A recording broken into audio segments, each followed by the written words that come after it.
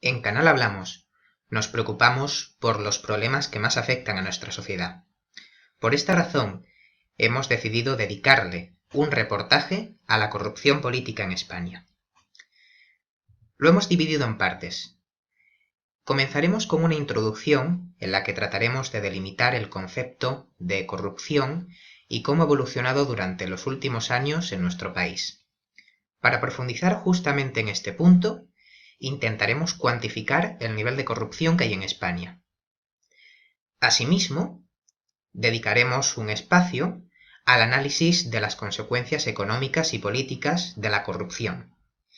Y por último, llegaremos a unas conclusiones y expondremos las referencias bibliográficas que hemos utilizado para este reportaje.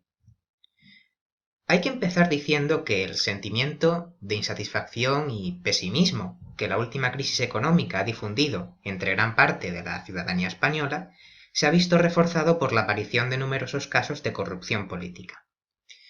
De hecho, como han señalado Juan Luis Jiménez y Carmen García, se pasa de 7 casos de presunta corrupción entre 1999 y 2003 a 180 en el periodo 2007-2011. Se trata de un fenómeno insólito, que nos diferencia del resto del mundo, donde se espera que un mayor desarrollo vaya acompañado de un descenso de la corrupción. Aunque posteriormente trataremos de cuantificar el nivel de corrupción en España, conviene realizar una primera aproximación a la realidad de este fenómeno. Para ello, recurrimos al Índice de Percepción de la Corrupción elaborado por la ONG Transparencia Internacional, a partir de la opinión de expertos en el tema. Miquel Buesa toma como referencia este indicador para analizar la evolución de este problema en España. Él llama la atención sobre el continuo deterioro del índice para España desde 2005. Hay que saber que el índice de percepción de la corrupción puede tomar valores entre 0 y 100. 0 es el peor, indica que el país tiene mucha corrupción, tiene un gran problema con la corrupción. Y 100 es el mejor valor, indica que el país está muy limpio. Pues bien, el índice español ha perdido 10 puntos desde 2005.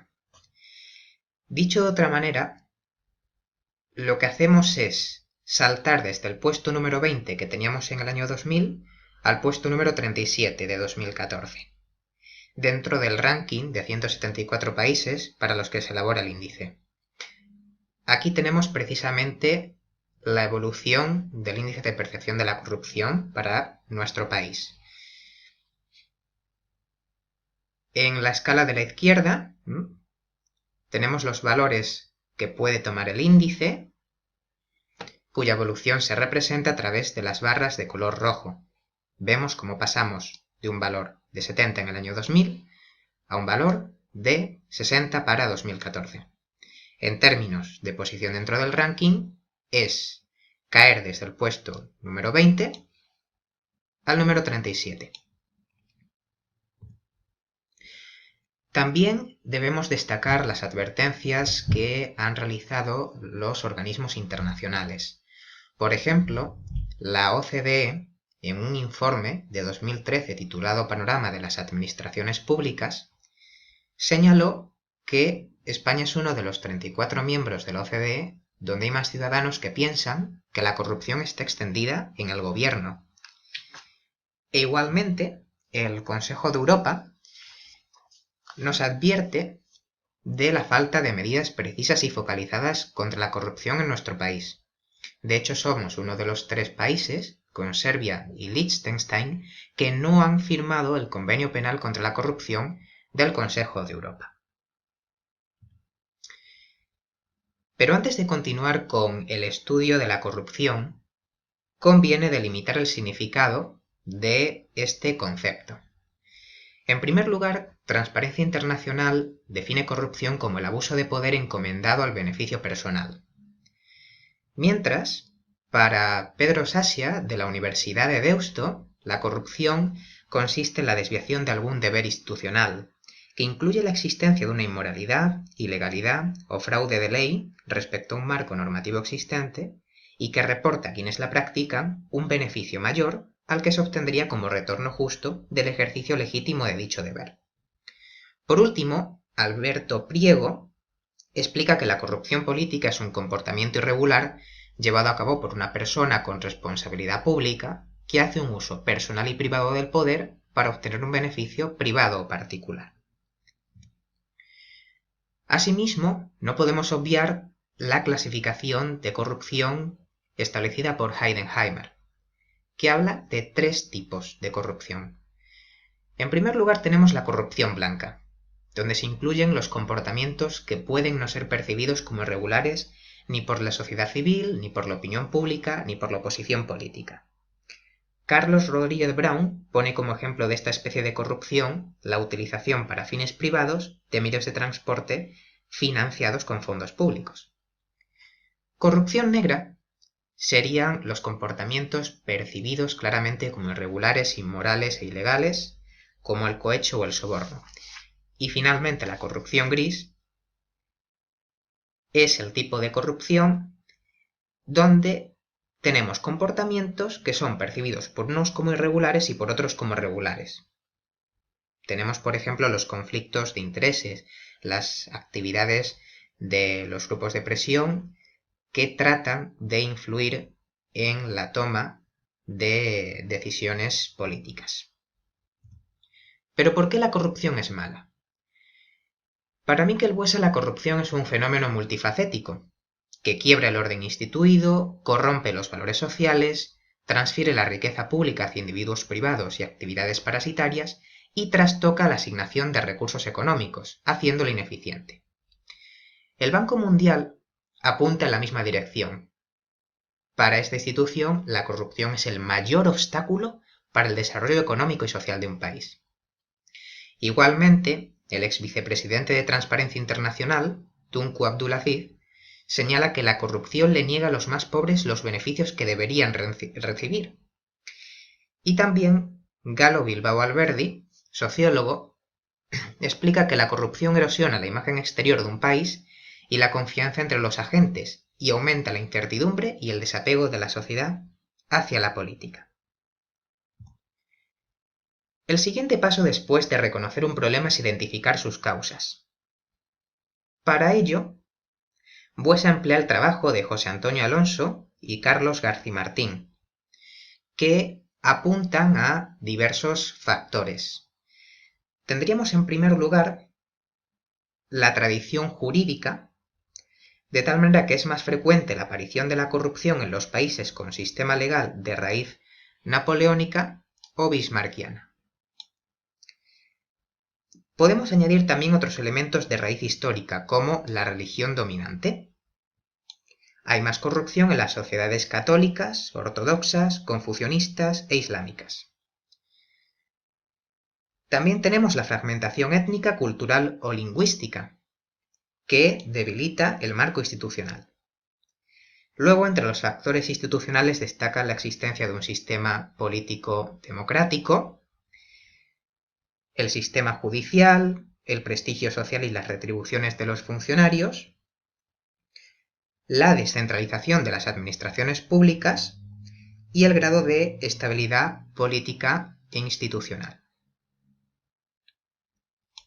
Finalmente influyen factores económicos como el grado de desarrollo, el nivel educativo de la población, la rivalidad competitiva en los mercados, la apertura de las economías al comercio internacional y la equidad en la distribución de la renta. Pero otros autores destacan más causas sobre o relacionadas con la corrupción. Por ejemplo, Pedro Sasia halla elementos que favorecen la corrupción en las sociedades de hoy, como la globalización económica, la pérdida de valores o la impunidad. Y, por último, diversos autores han sintetizado las razones de la corrupción en España, razones a las que también señalan los ciudadanos cuando se les consulta sobre las que para ellos son las causas de la corrupción en nuestro país. Y se habla de, por ejemplo, relajamiento y desactivación de muchos controles de legalidad, falta de alternancia en el gobierno, clientelismo, escasa cultura cívica, participativa y asociativa o falta de transparencia. ¿Cuánta corrupción hay en España? Pues no es tarea fácil responder a esta pregunta. Miquel Buesa recuerda que en nuestro país no existen fuentes sistemáticas de información que permitan el seguimiento de este problema y combatirlo. Lo mismo dice el Consejo de Europa, que carecemos de estadísticas oficiales sobre corrupción. Pero Fernando Jiménez y Manuel Villoria, de la Facultad de Derecho de la Universidad Autónoma de Madrid, aceptan que esto es natural porque la corrupción es una práctica oculta y, por lo tanto, difícil de medir. Pero, ¿qué formas tenemos de cuantificar la corrupción?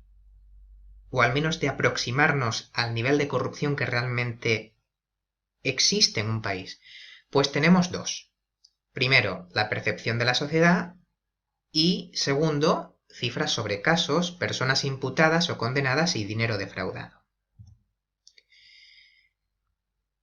Para analizar la percepción de la sociedad, tenemos un recurso bastante valioso, que son los barómetros de opinión realizados por el Centro de Investigaciones Sociológicas. Si comparamos los resultados de los barómetros del CIS, con los resultados del índice de transparencia internacional, podemos observar una diferencia bastante significativa. Según el índice de percepción de la corrupción, el grado de corrupción en España aumenta a partir de 2006, año en que se destapa el caso Malaya. Mientras tanto, los barómetros del CIS revelan que no es hasta 2009 cuando la corrupción se convierte en una de las principales preocupaciones de los españoles. En concreto, en el último barómetro que hemos consultado, el de septiembre de 2015, la corrupción se sitúa como uno de los tres principales problemas que existen en España para el 39,5% de los encuestados. Este es un porcentaje que solamente supera el paro. Y además, solo el 18,1% de los encuestados creen que la situación política general mejorará dentro de un año. Por otro lado, si lo que queremos es disponer de cifras sobre el nivel de corrupción efectivo en España, tenemos que recurrir a fuentes muy diversas. Por una parte, tenemos las causas instruidas por los tribunales de justicia, 1.661 procedimientos abiertos en abril de 2013, según el Consejo General del Poder Judicial. La Fiscalía Especial contra la Corrupción y la Criminalidad Organizada habla de 312 causas que estaba instruyendo en 2013. También tenemos datos del Ministerio del Interior, 437 investigaciones y 1.600 detenciones entre 2012 y 2015. Y Buesa también contabiliza 800 casos y 2.000 detenciones entre 2000 y 2013. Lo que se correspondería entre 2000 y 2009 con 4.862 millones de euros defraudados. Otro aspecto cuantitativo de la corrupción en España es su distribución geográfica, del que podemos sacar interesantes conclusiones. Atendiendo a este aspecto, observamos en primer lugar que la corrupción es un fenómeno muy concentrado en el territorio. De las 1.886 personas imputadas o condenadas por delitos relacionados con este fenómeno entre 2000 y 2014, podemos destacar, en primer lugar, que algunas comunidades autónomas son ajenas o casi ajenas a la corrupción, como, por ejemplo, Navarra, La Rioja, Cantabria, Extremadura, Castilla y León o Castilla-La Mancha, donde el número de imputados y condenados es mucho menor que en otras comunidades. En segundo lugar, el número de imputados y condenados es modesto en otras regiones, pero crece a un nivel más elevado en algunas como Madrid, la Comunidad Valenciana, Murcia y Canarias, y resulta extremo en varios casos como en Andalucía y en Baleares. Pero si se relativizan los datos y se tiene en cuenta el diferente tamaño de las comunidades autónomas, solo en 6 de ellas se superan los 50 imputados y condenados por cada millón de habitantes. Sería el caso de Andalucía, Galicia, Murcia, Canarias, Ceuta y Melilla y Baleares. Estos resultados son similares a los que obtenemos al fijarnos en los porcentajes de municipios afectados por comunidades autónomas entre 2000 y 2010, recogidos en el gráfico que vemos aquí. De estas cifras podemos deducir el perfil geográfico de la corrupción. Parece que son muy importantes las capitales de provincia y su periferia, así como las zonas litorales, mientras que las zonas de interior o de montaña tienen menos relieve. Es de esperar que ocurra así, ya que las primeras han sido más atractivas para la realización de actividades urbanísticas irregulares. También se observa una mayor probabilidad de aparición de casos de corrupción en los lugares donde la tasa de paro es más alta. En cuanto a la incidencia de la corrupción por partidos políticos, se confirma la creencia generalizada en el vínculo que tiene esta práctica con el poder, pues la mayor parte de los grupos que tienen responsabilidades de gobierno son los protagonistas de las causas judiciales abiertas. Pero esto ocurre con una intensidad distinta entre unos y otros. Tomando como referencia las cifras de imputados o condenados desde el inicio de este siglo hasta finales de 2014, observamos que el PP y el PSOE reúnen a la mayoría de estas personas, tal como vemos en este gráfico. Pero, si relativizamos estas cifras con el número de votantes de cada partido, nos percatamos de que la corrupción aparece con mayor intensidad en partidos políticos de ámbito local o regional, como el Grupo Independiente Liberal, la Asociación Federal de Vecinos del Valle de Ginamar, Ciudadanos por el Cambio o el Partido de Almería. Aquí tenemos los mismos datos presentados de otra forma y pasamos a comentar las consecuencias económicas de la corrupción. La mayor parte de los trabajos académicos en los que se han estudiado las consecuencias económicas de la corrupción se han centrado en dos aspectos. El primero, la eficiencia en la asignación de recursos, y el segundo, el crecimiento económico. Normalmente, los autores de estos trabajos coinciden en que la corrupción reduce el nivel de eficiencia en la asignación de recursos, haciendo más costosa la producción de bienes y servicios y cercenando el rendimiento del capital y el trabajo utilizados en ella. Igualmente, señalan que la corrupción incide negativamente sobre el crecimiento de las economías, porque implica un incentivo perverso que distorsiona las decisiones de inversión, obliga a dedicar recursos a las actividades de búsqueda de rentas y penaliza la innovación. Por ejemplo, Javier Salinas Jiménez y María del Mar Salinas Jiménez han confirmado en un artículo la relación entre productividad y corrupción, siendo las economías que presentan menores niveles de corrupción las que registran, en promedio, un mayor ritmo de crecimiento de la productividad total de los factores. Pero existen también estudios que analizan las consecuencias económicas de la corrupción desde un prisma distinto, como el realizado por Carmelo León, Javier de León y Jorge Araña. Estos han medido la repercusión de la corrupción sobre la satisfacción personal de los individuos, utilizando un modelo con el que se equipara el coste de la corrupción con el producido por una reducción de ingresos sobre la felicidad de las personas. ¿Qué podemos destacar de este trabajo? Pues que el coste social promedio de la corrupción en España en 2008 fue de 822,2 euros por habitantes. 39.502,6 millones de euros en total, un 3,5% del PIB. Es decir, la corrupción en España en 2008 provocó un efecto en la satisfacción de la población comparable al que produciría una reducción de los ingresos para cada persona de 822,2 euros. E igualmente existen diferencias regionales. Las vemos en este gráfico. Existen diferencias regionales tanto en términos absolutos, lo vemos con las barras de color rojo, como teniendo en cuenta también la renta per cápita de cada región, que es precisamente lo que se representa en la escala izquierda con estas barras. También en esta línea negra tenemos lo que supone este coste para o sobre el porcentaje del PIB per cápita de cada región. Bien. Pasemos a las consecuencias políticas de la corrupción. Hay que decir que la literatura que analiza las consecuencias políticas de la corrupción es mucho más amplia que la que se plantea cuantificar sus efectos económicos. Pero la realidad es que la mayoría de estos trabajos llegan a la misma conclusión.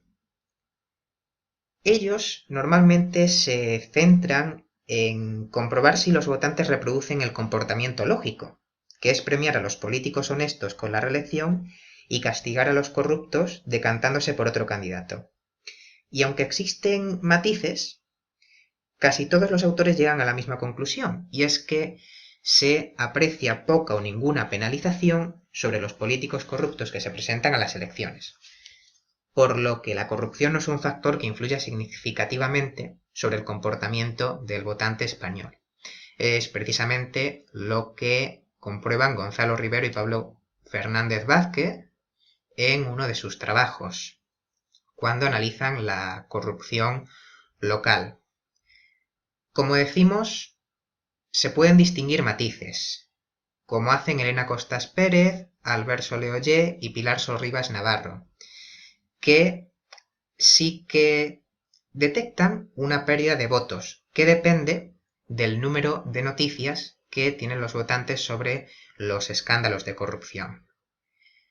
También hay diferencias entre partidos. Según Jiménez y García, la corrupción local reduce el porcentaje de voto al PSOE en un 2%, mientras que el del PP aumentaría en un 3%. También Fernández Vázquez, Barberá y Rivero explican que si se distribuyen entre la población las rentas derivadas de acciones ilegales, no hay castigo sobre el político corrupto.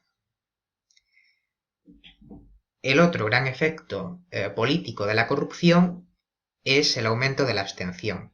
Jiménez y García cuantifican un aumento del 1,8%, un porcentaje que según Elena Costas Pérez dependería de si los votantes se identifican con un partido o no, mientras que para Caínzos y Jiménez la probabilidad de abstención desciende entre los votantes que incluyen la corrupción en el núcleo de su agenda política, aunque influirían más otros factores relacionados con el desempeño del partido durante la legislatura, las políticas que ha aplicado, etc. Jiménez, García y Méndez también han estudiado las elecciones generales e igualmente han detectado una pérdida de votos muy pequeña en el PSOE de un 0,8%, mientras que en el PP se vuelve a apreciar una ganancia de un 0,7%. Y precisamente esta es la conclusión más importante que se deriva de este reportaje. Lo realmente preocupante de la corrupción en España es que los políticos corruptos reciben un castigo débil o nulo en forma de pérdida de votos. Si continúa siendo así, será prácticamente imposible librarnos de este terrible lastre para nuestro progreso, pues, como señala Buesa, mientras los ciudadanos sigamos haciendo caso omiso de la corrupción en nuestra conducta electoral, y por este motivo las elecciones sigan sin servir de mecanismo de depuración de los partidos políticos corruptos, estos volverán por sus fueros antes o después. Esta es la bibliografía que hemos empleado para la realización de este reportaje.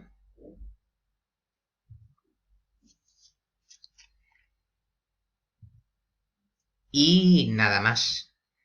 Agradecemos a todos nuestros seguidores que hayan visto este vídeo y por supuesto les animamos a dejar su comentario en nuestras redes sociales, en Facebook, en Twitter, aquí mismo en YouTube y por supuesto también en nuestra página web www.canalhablamos.es. Soy Manuel Vicente Montesinos y esto es Canal Hablamos. Recuerden, noticias y opiniones, pluralidad ante todo.